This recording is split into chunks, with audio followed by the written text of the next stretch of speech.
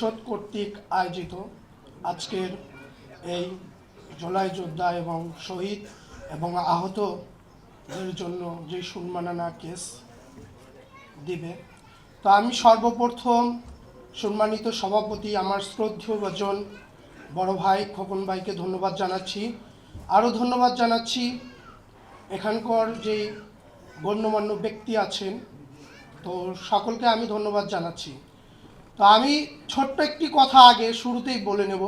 সেই কথাটি হচ্ছে যে এই যে জিয়া কল্যাণ পরিষদ থেকে যে কেস দিচ্ছে, এটা শুধু কেস না, সরাসরি একটি বার্তা যে আহত এবং শহীদ পরিবারের পাশে বিএনপি আছে, থাকবে। তো আরও কিছু বলতে চাই।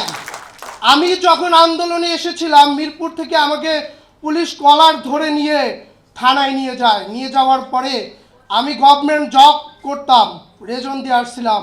তো সেই সিনিয়র অফিসার আমাকে চিনতেন, চেনার পরে আমাকে বলছে, তুমি কেন এই কাজ করলে?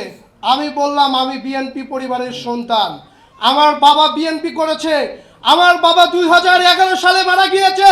আজ পর্যন্ত প্রত্যেকটি ঈদে বিএনপির পক্ষ থেকে আমাদের গিফট গেছে।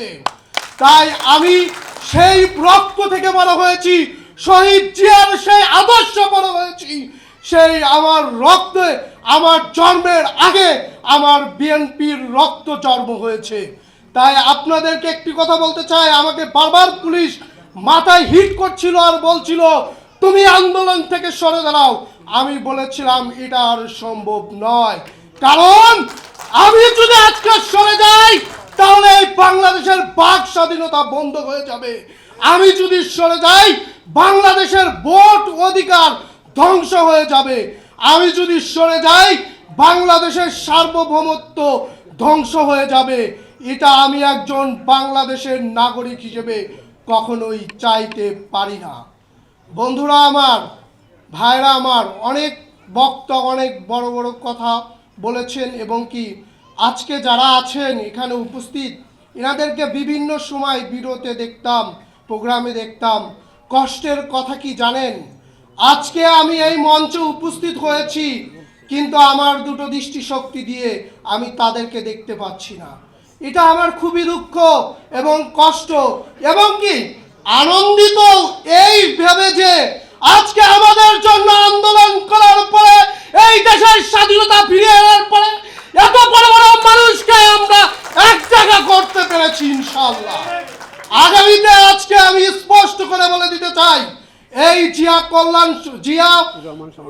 রহমান সমাজ কল্যাণ পরিষদ থেকে আগামীতে আমি বলে দিতে চাই, যদি বিএনপিকে জনগণ ভোট দিয়ে নির্বাচিত সরকার করে, তাহলে আজকে আমি সকল আহত এবং শহীদ পরিবারদেরকে নিশ্চয়তা দিতে চাই যে আগামীতে বিএনপি তোমাদের ভুলে যাবে না, বিএনপি তোমাদেরকে ছেড়ে দিবে না।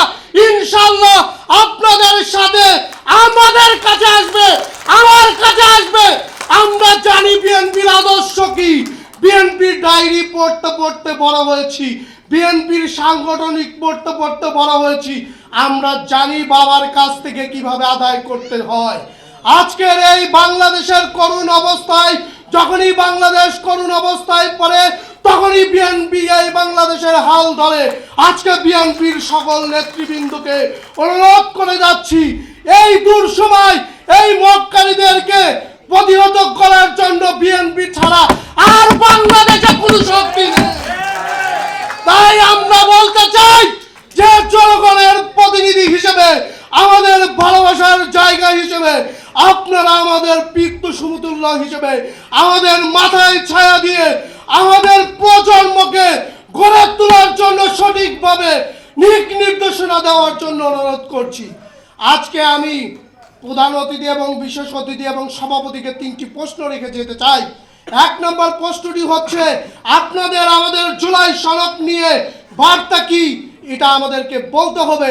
আপনারা নির্বাচিত হবার পরে আমাদেরকে কোন চোখে দেখবেন, সেটা আপনাদেরকে আজকে বলে দেওয়ার জন্য অনুরোধ করছি। আমি একটি কথাই বলে আপনাদের মাঝ থেকে বক্তব্য শেষ করে দিতে চাই। সবুজ শ্যামল এই বাংলার বুকে বুকের রক্ত ঢেলে দিয়েছিলাম শুধুমাত্র এই স্বাধীনতার জন্য, শুধুমাত্র ভোট অধিকার ফিরিয়ে আনার জন্য, শুধুমাত্র বৈষম্য দূর করার জন্য। আজকে আমরা যদিও পরিপূর্ণ সফল না হলেও উচ্চ কণ্ঠে কথা বলার শক্তি পেয়েছি। আমাদের কণ্ঠ যদি রোধ করতে হয়, বুকে বুলেট দিয়ে রোধ করতে পারবে না। যদি মেরে ফেলো তবে আমরা নিশ্চিত হব যে আমাদের কণ্ঠ আর থাকবে না। শোনা তো বন্ধুরা আমি আসলে এই মঞ্চে দীর্ঘস্থায়ী বক্তব্য করব না, শুধু একটি কথাই বলবো। আজ পর্যন্ত কোনো লোক, কোনো ব্যক্তি বলতে পারবে না যে আমাকে কোনো সহযোগিতা করেছে। আমি সহযোগিতার কাঙাল নই। আমার বাবা শিখিয়ে গিয়েছেন মানুষকে সাহায্য করার জন্য। আমরা সাহায্য নেওয়ার জন্য জন্ম হয়নি। বিএনপি পরিবার, বিএনপির সন্তান মানুষকে দিতে জানে, নিতে জানে না।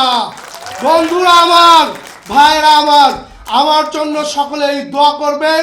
আমি উজ্জ্বল নক্ষত্র ঝলক নামে একটি প্রতিষ্ঠান প্রতিষ্ঠিত করছি এবং কি সেটি আমাদের শহীদ এবং আহত পরিবারদেরকে পুনর্বাসন করার জন্য উল্লেখযোগ্য ভূমিকা রাখার চেষ্টা করছি। পাশাপাশি 92.4 FM-এ আমার সঞ্চালনায় আগামী সপ্তাহ থেকে ইনশাল্লাহ তাদের জীবন ঘটনা নিয়ে প্রোগ্রাম শুরু করব। সকলকে আমার প্রতি অনুরোধ, সকলকে অনুরোধ করছি আপনারা সকলেই আমার জন্য দোয়া করবেন। সুস্থ থাকবেন, সুন্দর থাকবেন। বাংলাদেশ জিন্দাবাদ। ধন্যবাদ প্রিয় নেতৃবৃন্দ। আসলে আমরা জুলাই যোদ্ধাদের